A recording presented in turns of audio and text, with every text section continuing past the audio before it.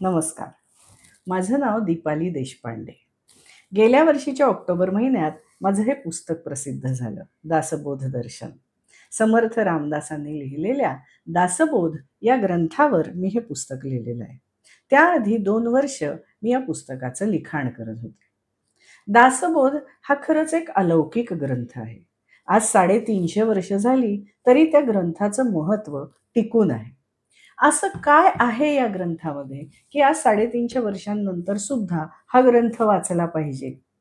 मला असं वाटतं, की भारतीय तत्वज्ञान ज्या संकल्पनांवर आधारलेलं आहे, ते ब्रह्म, माया, आत्मा, परमात्मा, भक्ती, मुक्ती या सगळ्या गोष्टींची चर्चा या ग्रंथामध्ये आहे.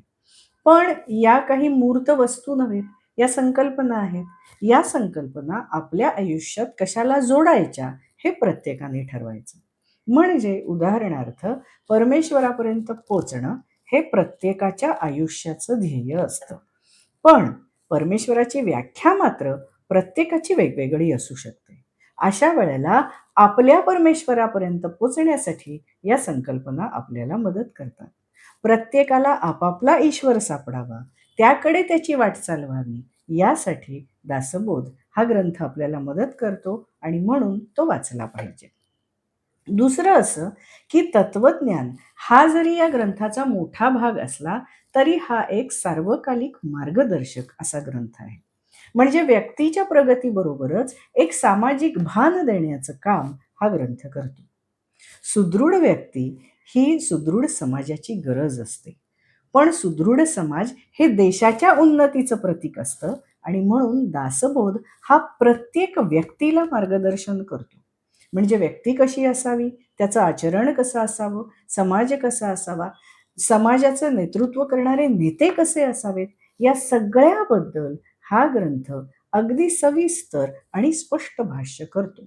आणि ते आजच्या काळालाही तितकंच लागू पडतं, तितकंच संयुक्तिक आहे आणि म्हणून हा ग्रंथ वाचला पाहिजे आजसुद्धा. पण एवढं असूनही हा ग्रंथ पुरेसा वाचला जात नाही. याचं कारण कदाचित हा ग्रंथ 17व्या शतकात लिहिलेला आहे.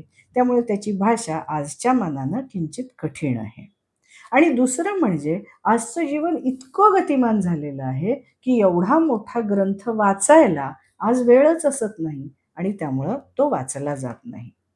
म्हणून मी या दासबोध दर्शन या चॅनलच्या माध्यमातून असा एक प्रयत्न केलेला आहे, की यातल्या प्रत्येक समासाचा काही निवडक ओव्यांच्या आधारे आशय लोकांच्या पर्यंत पोहोचवता येईल का? तो विषय अगदी 5 मिनिटात लोकांच्या पर्यंत पोचला तर दासबोधाचा परिचय होणं हे कदाचित सोपं होईल. दासबोधाचा परिचय असणं ही अत्यंत गरजेची गोष्ट आहे असं मला वाटतं. दासबोधामध्ये एकूण 20 दशक आहेत आणि प्रत्येक दशकामध्ये 10 समास आहेत. म्हणजे एकूण 200 समास आहेत आणि याच्यामध्ये असे 200 विषय आहेत. तर हा प्रत्येक विषय, प्रत्येक समास एका 5 मिनिटाच्या व्हिडिओमधनं लोकांच्या पर्यंत पोहोचवता येईल का? असा माझा एक प्रामाणिक प्रयत्न याच्यामध्ये आहे. दासबोधाचा आशय लोकांच्या पर्यंत पोचावा एवढाच माझा याच्यामध्ये उद्देश आहे. दासबोध या अलौकिक ग्रंथाचा लोकांना परिचय व्हावा असं मला प्रामाणिकपणाने वाटतं आणि मला असंही वाटतं, की 5 मिनिटं जरी प्रत्येक समासाला आपण दिली, 5 मिनिटात जरी त्याचा अभ्यास केला, तरी आपल्या आयुष्यामध्ये खूप मोठा बदल घडवण्याची ताकद या ग्रंथामध्ये आहे.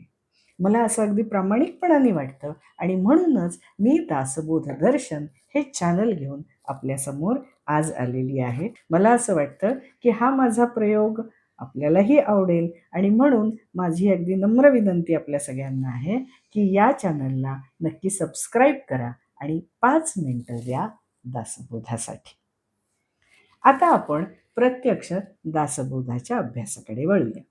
आपण बघणार आहोत आज यातल्या पहिल्या दशकातला पहिला समास जो आहे ग्रंथारंभ म्हणजे ग्रंथाचा आरंभ. आता या समासात पहिल्यांदाच समर्थांनी या ग्रंथाचं प्रयोजन सांगितलंय. म्हणजे या ग्रंथाचं नाव काय, या ग्रंथाचं स्वरूप काय, या ग्रंथाचा विषय काय, हे सगळं अगदी पहिल्यांदाच त्यांनी सांगितलेलं आहे. ते असं म्हणतात, ग्रंथा नाम दासबोध गुरु शिष्यांचा संवाद येथ बोलिला विशद भक्ती मार्ग. म्हणजे या ग्रंथाचं नाव दासबोध असं आहे. गुरु आणि शिष्य यांचा संवाद असं याचं स्वरूप आहे आणि भक्ती मार्ग हा याचा विषय आहे. म्हणजे भक्ती मार्ग समजावणं, तो विशद करून सांगणं हा या ग्रंथाचा उद्देश आहे.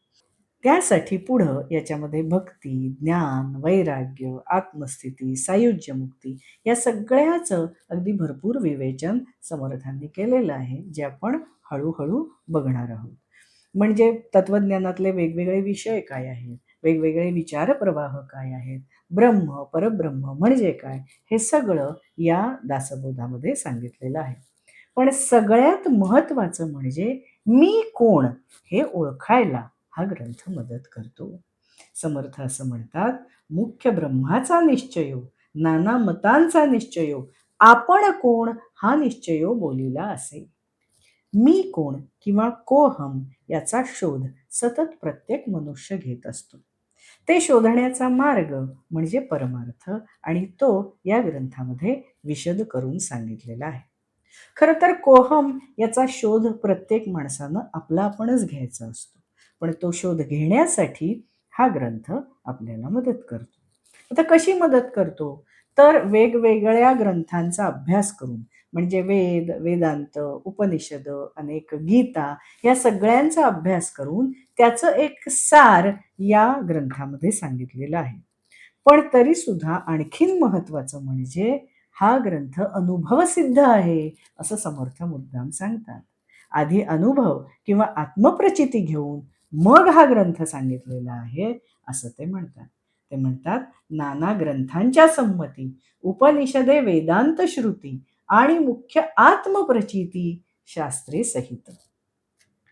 तरीही आत्मशोधासाठी हा ग्रंथ कसा बरं मदत करतो? ते त्यांनी सांगितलेल्या फलश्रुतीमधून आपल्याला कळतं.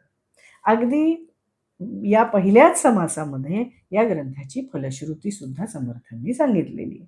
काय आहे फलश्रुती या ग्रंथाची?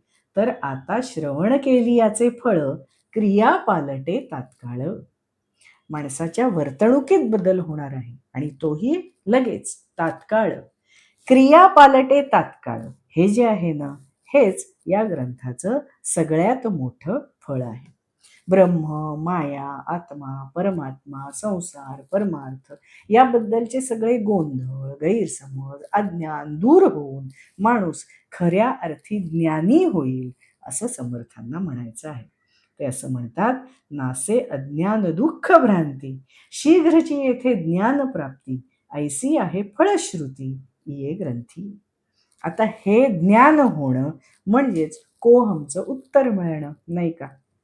हे ज्ञान प्रत्येक मराठी माणसाला मिळावं, हे फळ प्रत्येक मराठी माणसाला लाभावं, यासाठी दासबोध या ग्रंथाचा अभ्यास करणं गरजेचं आहे आणि दासबोध दर्शनमधून आपण तेच करणार आहोत.